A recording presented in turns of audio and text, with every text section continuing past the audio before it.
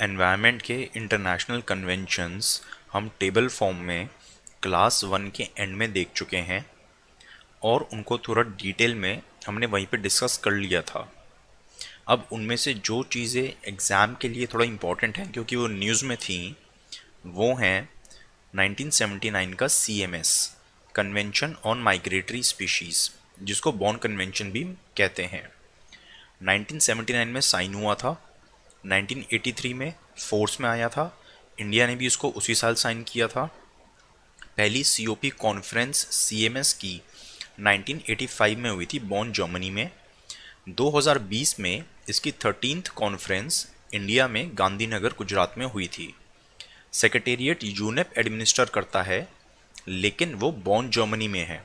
UNEP का खुद का हेडक्वार्टर नाइरोबी केनिया में है, लेकिन CMS का हेडक्वार्टर्स बॉन जर्मनी में है।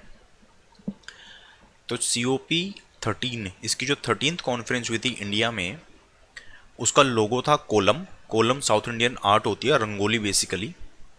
इसका मैस्कट था GB, ग्रेट इंडियन बस्टर्ड, जिसको हमने पेज नंबर 32 पे डिस्कस किया था। इसकी थीम थी, थीम UPSC कभी कभी पूछ लेता है, इसकी थीम थी migratory species connect the planet together and we welcome them home. इस कॉन्फ्रेंस में जो इंडिया में हुई थी, 10 नई स्पीशीज को ऐड किया गया था, जिनमें से 7 को अपेंडिक्स 1 में ऐड किया था और 3 को अपेंडिक्स 2 में। अपेंडिक्स 1 का मतलब वो स्पीशीज जो एक्सटिंक्ट होने की कगार पे हैं, मतलब बात सीरियस है। एंड अपेंडिक्स 2 में वो होती हैं जो कि एक्सटिंक्शन की कगार पे नहीं है, they are not threatened with extinction, लेकिन फिर भी उनको फ़ायदा होगा अगर उनको कंजर्व किया जाए तो। अब इसका ये मतलब मत सोचना कि अपेंडिक्स 1 में सिर्फ क्रिटिकली एंडेंजर्ड आती है, नहीं, यहाँ पे लूज डेफिनेशन है कि विच आर थ्रेटेंड।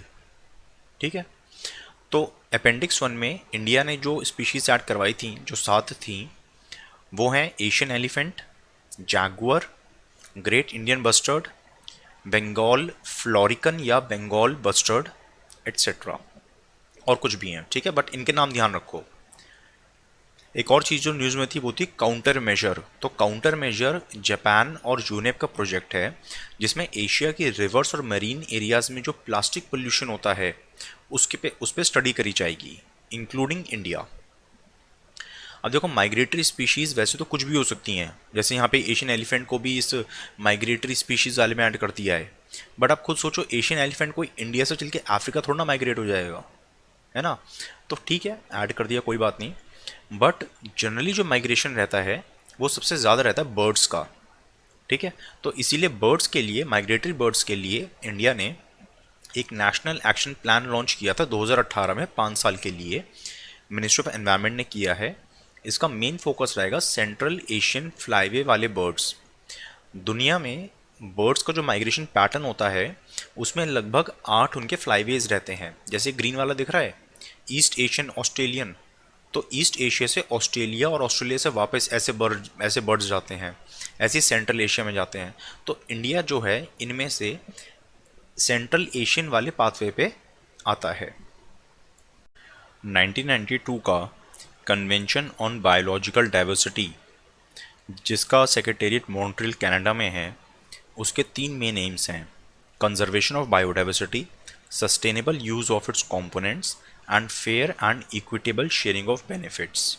यानी कि पहले बायोडाइवर्सिटी को कंजर्व करो, फिर उसको यूज़ करो, एंड उसको यूज़ करने से जो बेनिफिट्स मिले उनको सबके साथ शेयर करो। इसके बाद में प्रोटोकॉल्स आए थे, जैसे 2000 में आया था कार्टाजीना प्रोटोकॉल ऑन बायोसेफ्टी। इसका मेन पर्पस ये होता है कि अगर एक कंट्री से दूसरी कंट्री में कोई GM क्रॉप्स जा रही हैं तो उसके लिए प्रॉपर प्रोसीजर होना चाहिए। दोनों कंट्रीज़ में या उन कंपनीज में बीच में कुछ एडवांस्ड इन्फॉर्म एग्रीमेंट होना चाहिए कि कंट्री को पता है कि हमारे यहाँ GM क्रॉप्स आने वाली हैं। उसको एक प्रोसीजर होना चाहिए जिसके तहत उन GM क्रॉप्स को इम्पोर्ट किया जाएगा, राइट। अब मान लो आपने GM क्रॉप्स इम्पोर्ट करी एंड उसके बाद लोकल स्पीशीज़ को कुछ डैमेज हो गया, लोकल एनवायरनमेंट को उन इन्वेजिव स्पीशीज़ या GM क्रॉप्स की वजह से कोई डैमेज हो गया, तो उसकी भरपाई कौन करेगा, क्या प्रोसीजर होगा। उसके लिए 2010 में दूसरा प्रोटोकॉल आया था जिसका नाम है नगोया कुआलालंपुर सप्लीमेंट्री प्रोटोकॉल। ठीक है, एग्जाम के लिए क्या ध्यान रखना है, कि ये जो नगोया कुआलालंपुर प्रोटोकॉल है, सप्लीमेंट्री प्रोटोकॉल, तो यूपीएससी कहेगा ये सप्लीमेंट्री प्रोटोकॉल है नगोया प्रोटोकॉल का, क्योंकि नाम यहाँ पे दोनों में सेम है। तो आपको ध्यान रखना है कि नगोया कुआलालंपुर प्रोटोकॉल जो है वो कार्टाजीना का सप्लीमेंट्री है। ठीक। 2010 में एक और प्रोटोकॉल हुआ था, नगोया प्रोटोकॉल। यहाँ पे तीसरी चीज़ की बात करी गई है, fair and equitable sharing of benefits, कि मान लो कुछ लोकल कम्युनिटीज़ ने, ये एक लोकल कम्युनिटी है जिनको नॉलेज है कुछ पेड़ पौधों के बारे में कि एक सर्टेन बीमारी में ये पर्टिकुलर पेड़ या पौधा काम आता है उसके इलाज में, राइट। एंड एक कंपनी है, कंपनी को पता चला, तो कंपनी ने इन लोगों से वो चीज़ प्रोक्योर कर ली, वो हर्ब्स वगैरह प्रोक्योर करती है। तो कंपनी को जो प्रॉफिट हो रहा है उसका एक हिस्सा कंपनी को शेयर करना पड़ेगा इन लोगों के साथ। ठीक है, इनके पास कोई ट्रेडिशनल नॉलेज है उसका इस्तेमाल कर रही है कंपनी, तो कंपनी को इन लोगों को कंपेंसेशन कुछ देनी पड़ेगी। That is the 2010 Nagoya protocol. ये इन चीज़ों के बारे में है। अब यूपीएससी वैसे इतना डिटेल में जाता नहीं है, जैसे 2015 के क्वेश्चंस देखो, यूपीएससी ने सिंपली पूछ लिया कि ओजोन डिप्लीटिंग सब्सटेंस के लिए कौन सी प्रोटोकॉल है, तो 1987 की मॉन्ट्रियल प्रोटोकॉल। ऐसे रियो +20 कॉन्फ्रेंस कौन सी थी, it was UN conference on sustainable development. Class 1 के एंड में हमने पढ़ा था कि 1987 में मॉन्ट्रियल प्रोटोकॉल आया था ओजोन लेयर को बचाने के लिए, क्योंकि हैलोजिनेटेड हाइड्रोकार्बन्स ओजोन लेयर को डिस्ट्रॉय करते हैं। लेकिन सारे नहीं, वो हैलोजिनेटेड हाइड्रोकार्बन्स जो ब्रोमीन और क्लोरीन यूज़ करते हैं, इसलिए उनको हम सब ने रिप्लेस किया HFC से, यानी कि हाइड्रोफ्लोरोकार्बन जो कि फ्लोरीन यूज़ करते हैं, राइट। क्योंकि फ्लोरीन ओजोन को डिस्ट्रॉय नहीं करता है, ब्रोमीन और क्लोरीन ओजोन को डिस्ट्रॉय करते हैं। लेकिन ये जो हाइड्रोफ्लोरोकार्बन्स हैं, इन्होंने ओजोन को तो बचा लिया, लेकिन इनका ग्लोबल वार्मिंग पोटेंशियल 12,000 से 14,000 गुना ज़्यादा होता है, इसलिए इनकी वजह से ग्लोबल वार्मिंग बहुत ज़्यादा बढ़ गई। अब मॉन्ट्रियल प्रोटोकॉल की एक अमेंडमेंट लाई गई थी 2016 में, जिसको किगाली अमेंडमेंट कहते हैं। ये अमेंडमेंट कहती है कि अब हम सब मिलके हाइड्रोफ्लोरोकार्बन्स को भी कम कर देंगे। ये सब हम पहले ही पढ़ चुके हैं क्लास 1 के एंड में। इस पीआईबी आर्टिकल में दिया है कि इंडिया ने किगाली अमेंडमेंट को रैटिफाई कर दिया है। तो इस आर्टिकल में जो कुछ इंपॉर्टेंट पॉइंट्स हैं वो मैंने यहाँ पे लिख दिए हैं कि इंडिया ने मॉन्ट्रियल प्रोटोकॉल को 1992 में साइन किया था, उसके सारे टारगेट्स को हमने टाइमली मीट किया है। अब किगाली अमेंडमेंट के अंडर हमारे जो टारगेट्स हैं वो हैं कि 2032 तक हमें 10% रिड्यूस करना है HFCs को, फिर अगले 5 साल में यानी कि 2037 तक 20%, अगले 5 साल में 30% एंड 2047 तक 80% ओवर अ बेस ऑफ 2024। ये मैंने क्लास 1 के एंड में बताया था आपको। वेटलैंड्स हम पहले ही पढ़ चुके हैं पेज नंबर 26 पे। न्यूज़ 2 हैं। पहली चीज़ ये कि वेटलैंड कंजर्वेशन के लिए एक नया सेंटर बनाया गया है under centre for sustainable coastal management Chennai. ठीक है, ये इस पीआईबी के न्यूज़ आर्टिकल में दिया था। इस न्यूज़ आर्टिकल में ये भी दिया हुआ है कि इंडिया का 4.6% ऑफ लैंड एरिया वेटलैंड्स है और इंडिया में 42 वेटलैंड साइट्स हैं।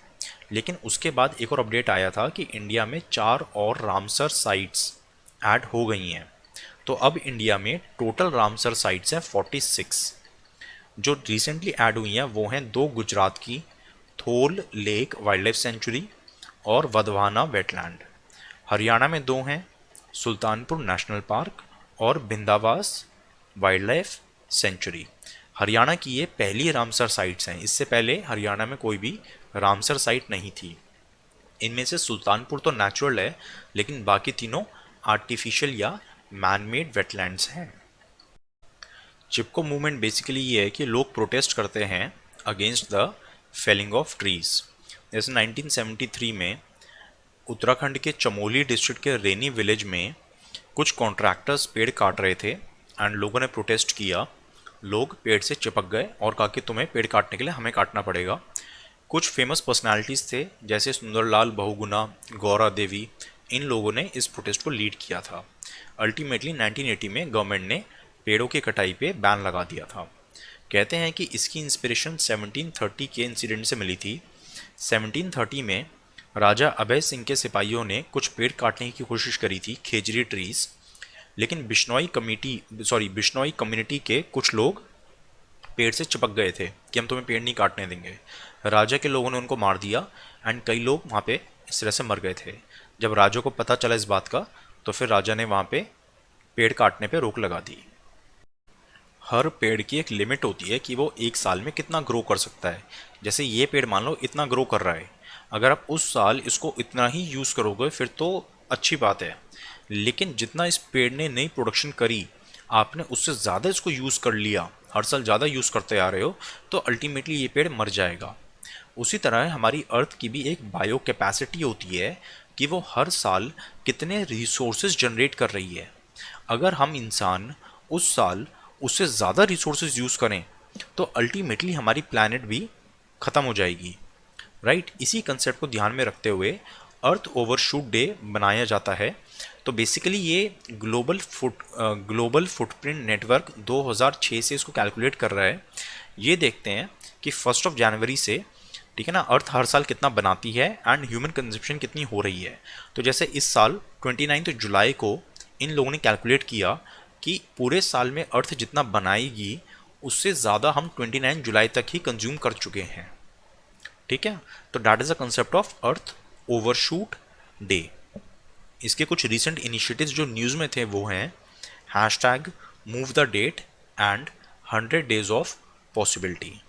अर्थ डे 22 अप्रैल को मनाया जाता है और एनवायरनमेंट डे 5 जून को मनाया जाता है। अर्थ आर 2007 से WWF अर्थ आर को कोऑर्डिनेट करता है। इसमें मार्च के आखिरी सैटरडे को सब लोग रात को 1 घंटे के लिए सारी बिजलियां बंद कर देते हैं, जस्ट एक अवेयरनेस फैलाने के लिए कि हमें अपने प्लैनेट को सेव करना है, राइट। ये चीज़ यूपीएससी ने 2014 में पूछी थी, बट यहाँ पे यूपीएससी ने ऑर्गेनाइजेशन का नाम उल्टा दे दिया था। तो 1 is wrong and 2 and 3 are correct, ठीक है। तो ध्यान रखो अर्थ आवर बाय WWF। ऐसी एक कंसेप्ट होता है डूम्सडे क्लॉक का। ये क्लॉक बेसिकली ये कैलकुलेट करती है कि अर्थ की तबाही में कितना टाइम बचा है। वो कोई नेचुरल तबाही नहीं, बल्कि मैन मेड। जैसे क्लाइमेट चेंज इंसानों की वजह से हो रहा है बहुत तेज़ी से, या कल को न्यूक्लियर वेपन्स की वजह से लड़ाई हो सकती है, राइट। तो इस अगर कुछ ऐसा हुआ तो ग्लोबल कैटास्ट्रोफी हो जाएगी, उसमें कितना टाइम बचा है एक तरह से, राइट। तो उसको डूम्सडे क्लॉक कैलकुलेट करती है since 1947। It is maintained by bulletin of atomic scientist. Nature हमें कुछ सर्विसेज प्रोवाइड करता है, जैसे प्रोविजनिंग सर्विसेज, फल सब्जियां पानी, इन सब की प्रोविजनिंग नेचर हमें करता है, ठीक है। These are provisioning services. Regulating services, जैसे नेचर क्लाइमेट को रेगुलेट करता है, अगर क्लाइमेट ठीक नहीं होगा तो ह्यूमन सर्वाइव नहीं कर पाएंगे। सपोर्टिंग सर्विस, जो ऑलरेडी लाइफ फॉर्म है उसको सपोर्ट करता है by nutrient recycling, oxygen production, ठीक है। अगर न्यूट्रिएंट रिसाइकल नहीं होंगे तो ह्यूमन सर्वाइव कैसे करेंगे फिर। कल्चरल, जैसे पार्क्स हैं, हम लोग घूमने जाते हैं, these are for recreational activities. तो बायोडाइवर्सिटी हमें बहुत सारी सर्विसेज प्रोवाइड करते हैं। जैसे 2012 में पूछा था कि सपोर्टिंग सर्विस इनमें से क्या है, तो सपोर्टिंग सर्विस है nutrient recycling and crop pollination. जो ऐसे याद रखो इस चीज़ को कि जो एग्जिस्टिंग लाइफ फॉर्म है उसको सपोर्ट क्या कर रहा है, nutrient recycling existing life form को सपोर्ट कर रही है। क्रॉप पॉलिनेशन, तो क्रॉप पॉलिनेशन हमने पेज नंबर 72 पे डिस्कस किया है, अभी करेंगे आगे। उससे एक साल पहले भी सेम क्वेश्चन आया था 2011 में। 2011 में ये आया था कि बायोडाइवर्सिटी हमें क्या क्या सर्विसेज प्रोवाइड करती है जिसकी वजह से इंसान आज जिंदा है। अगर ये सर्विसेज होनी बंद हो जाएं तो इंसान फिर जिंदा नहीं रहेगा। जैसे सॉइल फॉर्मेशन, अगर सॉइल ही फॉर्म नहीं होगा तो खेती बाड़ी कहाँ पे होगी, पेड़ कहाँ पे होंगे, ऑक्सीजन कैसे मिलेगी, राइट। दूसरा prevention of soil erosion, same चीज़, जो सॉइल है वो सारा उड़ जाए तो कुछ बचेगा ही नहीं फिर। रिसाइकलिंग ऑफ वेस्ट, यानी कि वही बात हो रही है nutrient recycling. Pollination of crops, अगर क्रॉप्स पॉलिनेट नहीं होंगी तो हम खाएंगे पिएंगे क्या। तो देख रहे हो 11 और 12 में ऑलमोस्ट सेम क्वेश्चन था। अगर आपने 11 के क्वेश्चन को ठीक से पढ़ा होगा तो 12 में उसको अटेम्प्ट कर सकते थे। नेचर हमें बहुत सारी इकोसिस्टम सर्विसेज प्रोवाइड कर रहा है, उसकी पेमेंट हम कोई नेचर को तो कर नहीं सकते, लेकिन जो लोग उस नेचर को प्रोटेक्ट कर रहे हैं उनको ज़रूर कर सकते हैं। This is called as payment for ecosystem services. इसका एक्चुअल एग्जाम्पल है, जैसे मान लो नीचे कोई शहर है, उस शहर में ऊपर पहाड़ से पानी आता है और शहर की म्यूनिसपैलिटी नदी के उस पानी को पाइपलाइन में डाल के लोगों के घर तक सप्लाई करती है। अब मान लो ऊपर पहाड़ों में जो विलेजर्स रहते हैं, अगर वो कल को इसको इन पहाड़ों को प्रोटेक्ट ना करें, वो आराम से ग्रेजिंग ऑफ क्रॉप्स वगैरह ग्रेजिंग करने दें, पेड़ काटने दें लोगों को, ठीक है ना, अपने यूज़ के लिए डिफॉरेस्टेशन करें यहाँ पे, तो नदी का पानी कम हो जाएगा या फिर यहाँ पे ग्राउंड वाटर रिचार्ज नहीं हो पाएगा, राइट। तो इसलिए नीचे वाले लोगों की जिम्मेदारी बनती है कि वो ऊपर रह रहे लोगों को पैसे दें कि भी आप यहाँ पे एनवायरनमेंट को प्रोटेक्ट करो, ताकि उस एनवायरनमेंट की इकोसिस्टम सर्विसेज जैसे ग्राउंड वाटर रिचार्ज हमें मिलता रहे, राइट। इसका एक्चुअल एग्जांपल है, जैसे इंडिया में 2010 में एग्रीमेंट हुआ था पालमपुर में, ठीक है, तो वहाँ पे पालमपुर म्यूनिसपैलिटी ऊपर रह रहे लोगों को पेमेंट करती है। तो इसके ऐसे और भी बहुत एग्जाम्पल्स होते हैं, ठीक है। एक और इसका रिलेटेड कॉन्सेप्ट है इकोलॉजिकल फिजिकल ट्रांसफ़र का। तो इसमें क्या है कि ये हमारी सेंट्रल गवर्नमेंट है, सेंट्रल गवर्नमेंट सारे स्टेट्स को देखेगी कि कौन सा स्टेट कैसा परफॉर्म कर रहा है इकोलॉजी के बारे में, कौन सा स्टेट एनवायरनमेंट को कितना प्रोटेक्ट कर रहा है, ताकि पूरे देश को उससे इकोसिस्टम सर्विसेज मिलती रहे। जो स्टेट सबसे ज़्यादा प्रोटेक्ट करेगा उसको सेंटर उतने ज़्यादा पैसे देगा, ठीक है। This is called as ecological physical transfer. For example 14th finance commission ने जो क्राइटेरिया रखा था उसमें स्टेट्स को पैसे देने का, उसमें 7.5% वेटेज फॉरेस्ट कवर को दी गई थी। ऐसे ही 15th फाइनेंस कमीशन के अंडर 10% वेटेज दी गई है फॉरेस्ट एंड इकोलॉजी के कंसेप्ट को। EFT म्यूनिसपैलिटीज़ के लिए भी हो सकता है, जिसको सबसे पहले 1990 में ब्राज़ील लाया था। वहाँ पे म्यूनिसपैलिटीज़ को सरकार पैसे देती थी लैंड यूज़ रिस्ट्रिक्शन के लिए, कि आपने जो कुछ प्रोटेक्टेड एरियाज़ हैं, आप वहाँ पे कुछ और काम नहीं कर रहे हो, प्रोटेक्टेड एरियाज़ को प्रोटेक्टेड रहने दे रहे हो, उसके लिए म्यूनिसपैलिटीज़ को ब्राज़ील की गवर्नमेंट कुछ पेमेंट करती थी। अगर आपके पास गाड़ी है तो गाड़ी एक एसेट है आपका, आप उस एसेट को यूज़ करते हो अपने बेनिफिट के लिए, इधर से उधर जाने के लिए। उसी तरह जंगल भी एक एसेट है जिससे हम कुछ बेनिफिट्स लेते हैं, जैसे साफ़ हवा और साफ़ पानी। तो जंगल एक एसेट है। उस कितने एसेट्स हैं हमारे पास, ऐसे आप प्रॉपर अकाउंटिंग करो कि कितने जंगल हैं, उन जंगल में सॉइल की क्वालिटी कैसी है, सॉइल की अच्छी क्वालिटी की वजह से कितना पानी फिल्टर होके ग्राउंड में जा रहा है, ठीक है, वो पानी कितना अवेलेबल है और लोग उसको कितना यूज़ कर पा रहे हैं। आप इस पूरे प्रोसेस की अकाउंटिंग कर सकते हो। That is called as natural capital accounting. इसको आप चाहो तो मॉनेटरी टर्म्स में कन्वर्ट कर लो और चाहो तो फिजिकल टर्म्स में। जैसे इकोनॉमी के पेज नंबर 11 पे जब हमने जीडीपी का कंसेप्ट समझा था, नॉमिनल जीडीपी रियल जीडीपी में क्या डिफरेंस होता है, तो हमने देखा था ना कि मान लो एक कंपनी एक देश में 5 स्कूटर बनते हैं, तो ऐसे आप कह सकते हो कि किसी देश में 5 लाख हेक्टेयर के पेड़ हैं, ठीक है। तो ये आपने फिजिकल टर्म्स में डिस्क्रिप्शन किया है, और चाहो तो उसको मॉनेटरी टर्म्स में कह दो कि 5 लाख रुपए की जीडीपी है, तो आप कह दो कि इससे मिलने वाला जो पानी है या हवा है उसकी मॉनेटरी टर्म्स में इतनी वैल्यू है। So that depends.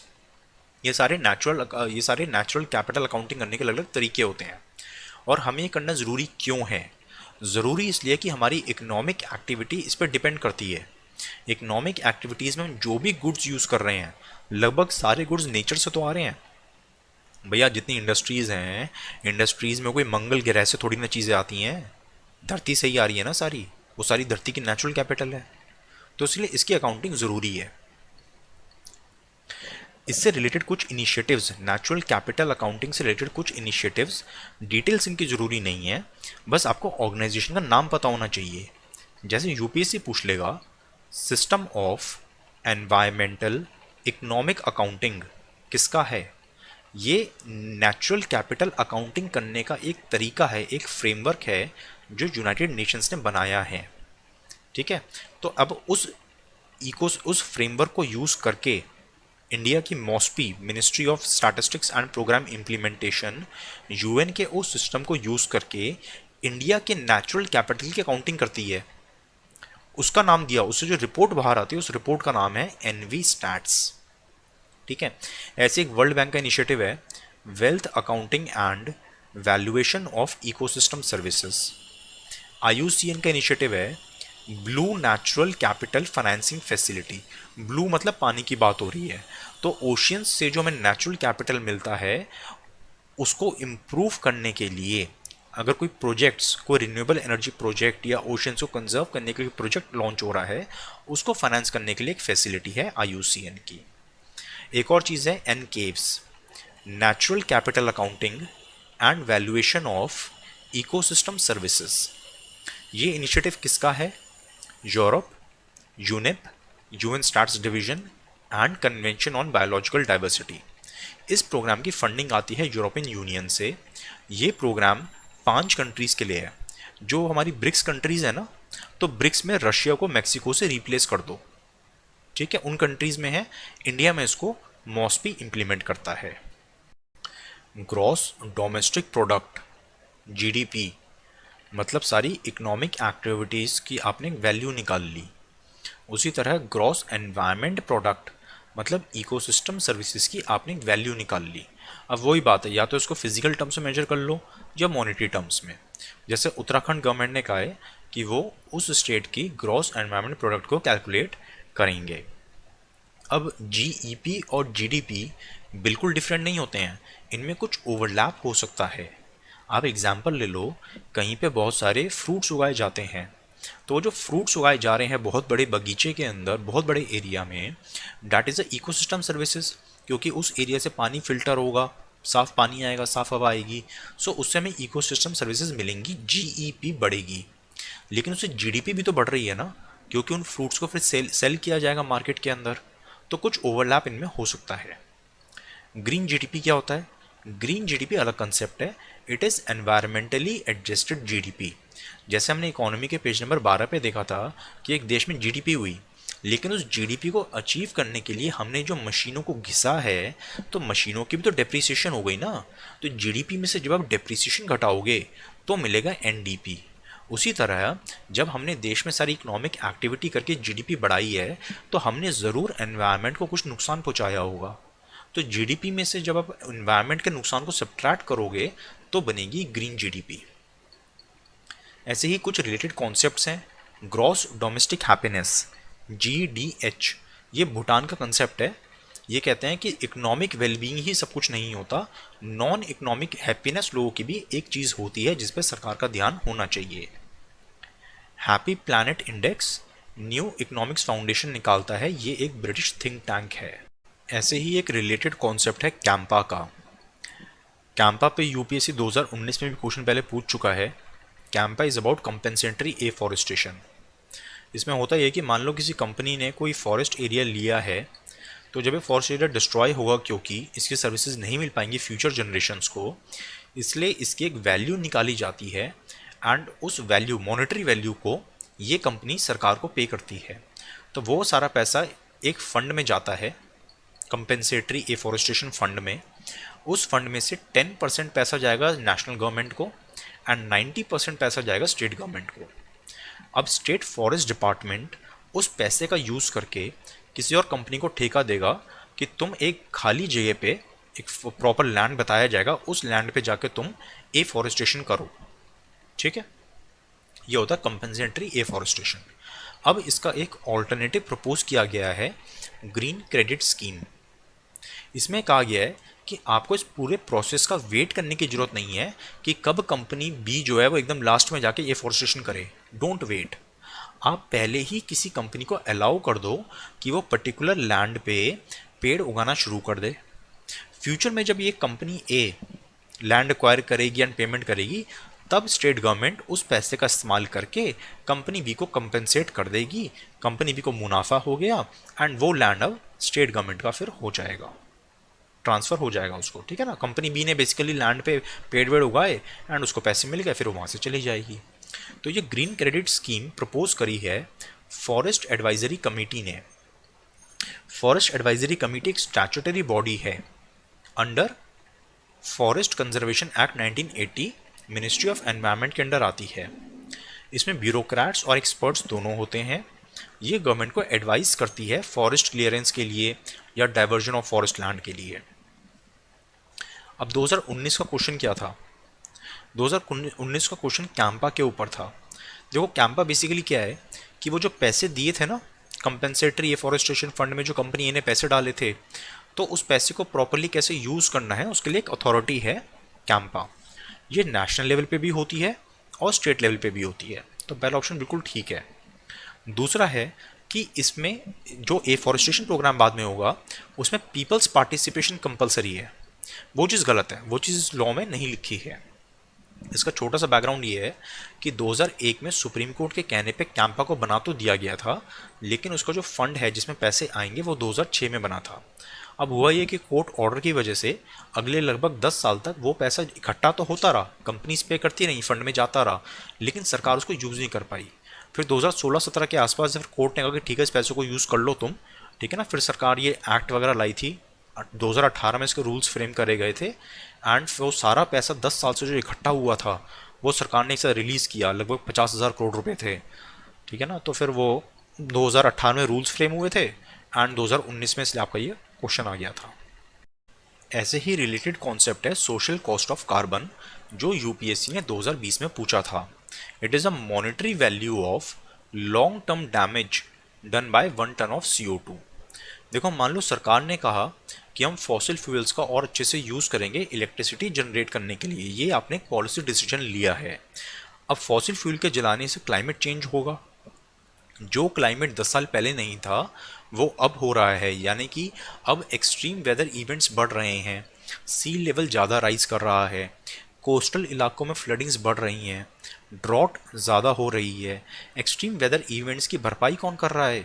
सोसाइटी कर रही है, लेकिन हमें डायरेक्टली वो चीज़ नहीं दिख रही है, राइट।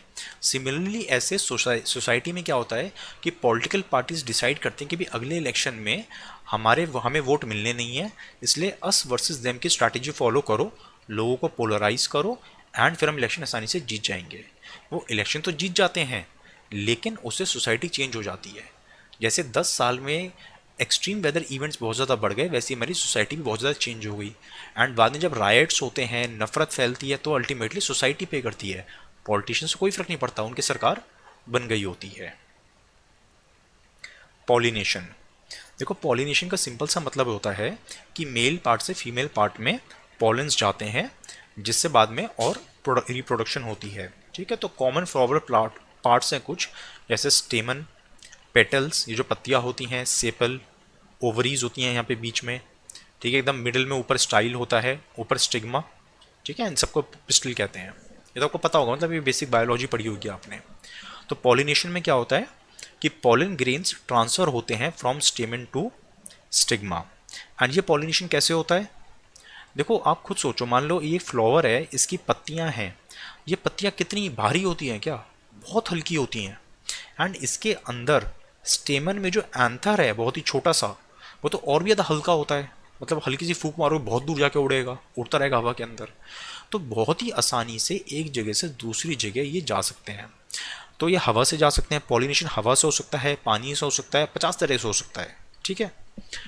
अब कुछ चीज़ों के थ्रू होता है, जैसे हनी बीज। तो जैसे मक्खी है, मक्खी किसी एक फ्लावर पे बैठी, जब वो मक्खी उस फ्लावर पे बैठी तो मक्खी की बॉडी से कुछ पॉलन ग्रेन्स चिपक गए, एंड जब मक्खी दूसरे फ्लावर पे गई तो वो पॉलन ग्रेन्स उस फ्लावर के स्टिग्मा में चले गए। तो इस तरह से अननोइंगली मक्खी ने पॉलिनेशन कर दिया, जो कि बहुत ज़रूरी है। अगर पॉलिनेशन नहीं होगा तो रिप्रोडक्शन कैसे होगा बेसिकली, ठीक है ना। तो फिर ऐसे प्लांट्स एंड सारे और कैसे बढ़ेंगे। तो it is very essential services, it is a very essential ecosystem service. अब ये दो तरह के होते हैं, self pollination and cross pollination. अगर पॉलिनेशन एक ही फूल के अंदर हो रहा है, एक ही फूल के अंदर हो रहा है, या एक ही पौधे के एक फूल के से दूसरे फूल के अंदर हो रहा है उसी पौधे के, this is called as self pollination. लेकिन अगर पॉलन ग्रेन्स एक पौधे से दूसरे पौधे में गए हैं तो that is called as cross pollination. Please mind कि यहाँ पे दोनों पौधे सेम स्पीशीज के होने चाहिए, अलग अलग स्पीशीज के होंगे फिर थोड़ी ना होगा पॉलिनेशन। ऐसी 2012 और 17 के क्वेश्चन देखो पॉलिनेशन के ऊपर। इनमें से कौन से एनिमल्स पॉलिनेशन करते हैं? Bat, bee, bird. हाँ भाई, ये सारी चीज़ें जो हैं फूलों को, पत्तियों को छूते हैं ये सारे ऑर्गेनिजम्स, और जब ये अलग अलग फूलों पत्तियों को छुएंगे तो ऑटोमेटिकली पॉलिनेशन हो जाएगा। तो all three are pollinating agents. अब 2017 का क्वेश्चन देखो कि अगर किसी जगह पे सारी बटरफ्लाइज एकदम ख़त्म हो जाएं, ठीक है, अगर बटरफ्लाइज एकदम ख़त्म हो जाएंगी, कम हो जाएंगी, तो उससे क्या होगा? क्या उससे पॉलिनेशन पे फ़र्क पड़ेगा? हाँ बिल्कुल सही बात है। मैंने कहा ना, मक्खियों से, बटरफ्लाई से, हर चीज़ से पॉलिनेशन होता है, तो पॉलिनेशन पे फ़र्क पड़ेगा डेफिनेटली। एंड बटरफ्लाइज को खाता कौन है? जैसे वैस्प, स्पाइडर, बर्ड्स, ये लोग खाते हैं बटरफ्लाइज को, ठीक है ना। They all are a part of the food chain, food web, तो उनकी पॉपुलेशन पे भी फर्क पड़ेगा। तो 1 और 3 आर करेक्ट, लेकिन सेकंड गलत है। सेकंड ये कहता है कि फंगल इन्फेक्शन बढ़ जाएंगे। यार अगर किसी पौधे में कोई फंगस आ गया, कोई बीमारी फैल गई, फंगस फैल रहा है, तो बटरफ्लाई थोड़ी ना उसको ठीक करती हैं, ठीक है ना। तो बटरफ्लाई का फंगल इन्फेक्शन तो ऐसा कोई मेजर रिलेशन है नहीं, तो सेकंड इज रॉन्ग। तो ये एनवायरनमेंट की 6th एंड लास्ट क्लास है। हर बार की तरह हमने पूरी पीडीएफ अपनी वेबसाइट पे डाल दी है, एंड उस पीडीएफ का थोड़ा पोर्शन हमने यहाँ पे यूट्यूब पे समझा दिया है, एंड बाकी पोर्शन हमारे पेड कोर्स का पार्ट है।